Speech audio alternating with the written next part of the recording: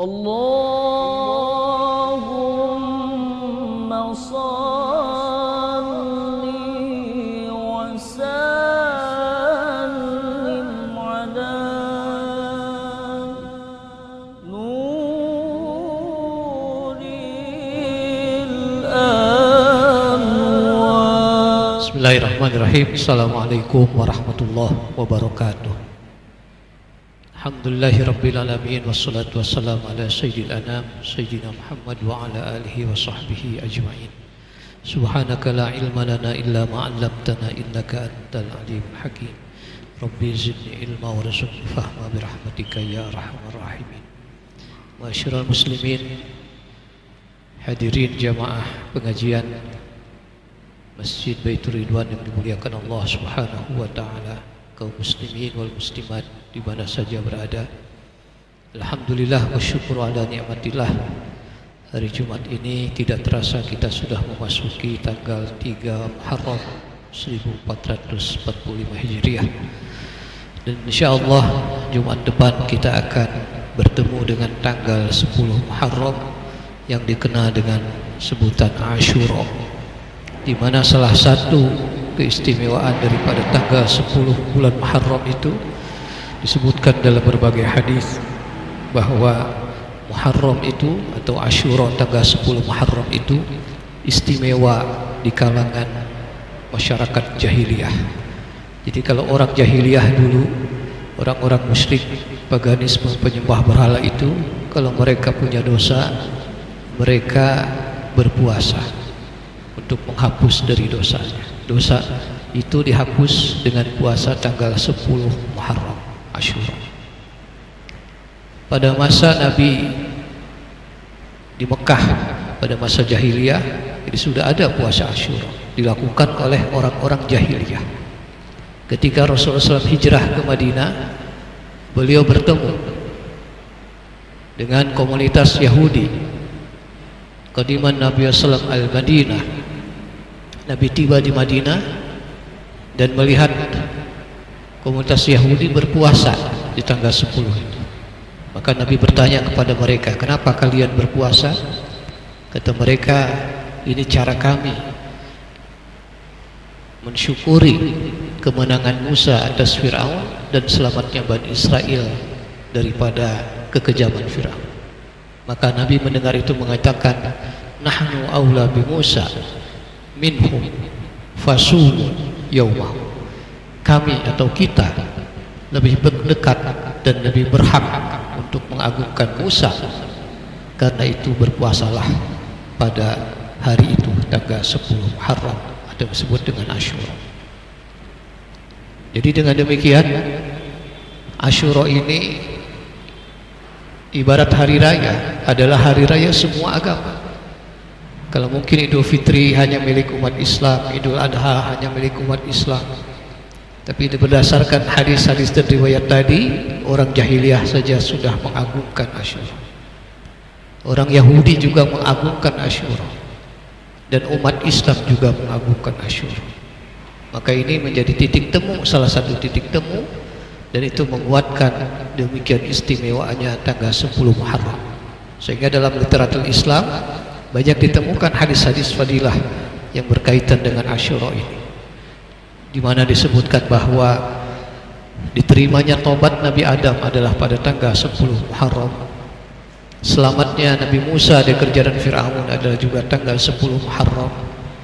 Nabi Ibrahim diselamatkan dari api yang dinyalakan oleh Raja Namrud, itu juga tanggal 10 Muharram.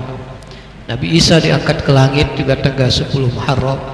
Dan hijrah Nabi Muhammad dan kelahiran Nabi Muhammad SAW dalam sebuah riwayat juga disebut pada tanggal 10 Muharram. Jadi dengan demikian begitu banyak keistimewaan Asyura 10 Muharram itu yang harus diketahui oleh kita selaku umat Islam. Hadirin Bapak-bapak, ibu-ibu, kaum muslimin dan muslimat rahimakumullah. Salah satu amalan yang kemudian sangat dianjurkan di samping puasa pada tanggal 10 Muharram itu adalah menyantuni anak yatim. Paling tidak kita menemukan beberapa hadis. Yang pertama, bahwa orang yang memuliakan yatim akan memperoleh kebaikan. Disebutkan dalam hadis Nabi, man masaha ala ra'si yatimin lam yamsuhu illa lillah kana lahu fi kulli sya'ratin marrat alaihi yadahu hasanatu. Yang artinya setiap seorang muslim yang menyentuh kepalanya anak yatim, maka pada setiap rambut yang disentuh tangannya itu adalah satu kebaikan. Jadi bayangkan tuh berapa helai rambut ketika disentuh oleh tangan seorang kaya yang memberi santunan, dia sambil menyentuh kepala anak yatim, itu pada setiap helai rambut itu menjadi kebaikan dan pahala. Itu marilah kita isi Asyura itu, di samping kita berpuasa pada tanggal 10 itu, yang salah satu fadilahnya adalah menghapus dosa setahun sebelumnya, kita pun menambahkan dengan amalan menyantuni anak yatim dengan keadaan dan kemampuan kita masing-masing. Yang kedua, bahwa menyantuni yatim itu memberikan faedah melembutkan hati. Nabi pernah ditanya ketika ada seorang sahabat kena yang disebut qaswatul qalbi, kerasnya hati, maka beliau memberikan nasihat kepada sahabat itu, imsah ra'sal yatim wa at'imil miskin. Usaplah kepalanya anak yatim dan berilah makan orang miskin. Itu melembutkan hati. Jadi salah satu cara yang bisa ditempuh oleh para orang tua ketika membesarkan anaknya, supaya anak ini mudah nurut, supaya anak ini gampang diberi nasihat, ya, diberi masukan oleh orang tua, diberi bimbingan orang tua, dia nurut oleh gurunya. Nah, itu juga perlu diamalkan, bukan hanya oleh orang tua, oleh guru-guru di sekolah. Manakala kita melihat pada zaman sekarang banyak sekali tawuran-tawuran, yang itu tawuran tuh pasti bermula dari qaswatul qalbi, dari hati yang keras. Belum kalau mati, hati yang mati belum, tapi sudah mengarah, ibaratnya sudah mulai menguning, sebentar lagi rontok, sebentar lagi sakit. Yang kalau sudah hati sakit maka akan menjadi mati. Nah, ini salah satu terapi atau obat yang bisa ditempuh baik oleh para pendidik, orang tua maupun para pendidik guru, bagaimana mengobati hati yang keras. Salah satunya adalah imsah ra'sal yatim, usaplah, ya, eluslah kepalanya anak yatim dengan penuh kasih sayang dan berilah mereka makanan. Yang ketiga, salah satu faedah daripada menyantuni yatim pada Asyura ini, Rasulullah sebutkan dalam hadis bahwa sebaik-baik rumah adalah rumah yang di situ ada anak yatimnya. Khairu baitin fil muslimin baitun fihi yatimun yuhsan ilaihi. Sebaik-baik rumah adalah rumah yang di situ anak yatimnya dimuliakan. Nah, kalaupun tidak, kita di rumah kita tidak ada anak yatim, ya paling tidak salah satu amalan yang bisa kita lakukan adalah memberi, menyantuni mereka. Di masjid, misalkan di Masjid Baitur Ridwan ada santunan, tuh khatib mengajak, mari kita sama-sama mendukung. Kalaupun tidak bisa membawa yatim ke rumah, mungkin ada di masjid kegiatan santunan, ini bisa jadi jalan wasilah kita, ya, untuk bersama-sama menjadikan rumah kita rumah yang terbaik karena ada santunan kepada yatimnya. Tidak perlu mahal, sesuatu yang membahagiakan. Ya, saya pernah melihat di satu komunitas masyarakat memberikan santunan yatim, dia pilih harinya hari Jumat. Pada Jumat dibagikan uangnya, tidak menurut kita, menurut orang kaya barangkali tidak bernilai, tapi menurut anak yatim sangat bernilai dan luar biasa gembira. Saya lihat isinya, isi amplopnya itu 10.000, 15.000, diberi sebotol susu dan sebungkus roti. Luar biasa, ya. Satu gerakan memuliakan anak yatim. Susu kan perlambang, ada proteinnya, ada gizinya, ada sedikit uang yang diberikan, tidak sampai itu sekian puluh ribu gitu. Tapi wajah-wajah anak yatimnya itu luar biasa gembira, ya. Karena itu khatib mengajak, mari kita sama-sama memuliakan yatim, lebih-lebih di bulan Muharram, khususnya pada saat Asyura. Kemudian yang keempat, Nabi mengatakan dalam hadisnya, la yu'adzibullahu yaumal qiyamah man rahimal yatim wala ma'ahu fil kalam. Tidaklah akan Allah mengazab seorang hamba pada hari kiamat, orang yang menyayangi yatim, yang menyantuni yatim dan bertutur kata lembut kepadanya. Memang kadang-kadang ujian yatim itu salah satunya kalau kita dengar dari para waliul yatim, aulia yatim, pengurus-pengurus yatim itu suka ngeselin, ya. Tapi di sini makanya ada hadis nabinya, pada hari kiamat orang yang sabar menghadapi kekesalan yang ditimbulkan dari sikap anak yatim itu, dan dia mampu tetap bertutur kata yang lembut, walana ma'hu fil kalam, maka Allah jaminkan, kata Nabi, Allah jaminkan tidak akan disiksa pada hari kiamat kecuali dosa syirik. Ya kan? Kecuali dosa syirik. Dosa apapun itu dimaafkan oleh Allah, tidak akan disiksa dia pada hari kiamat.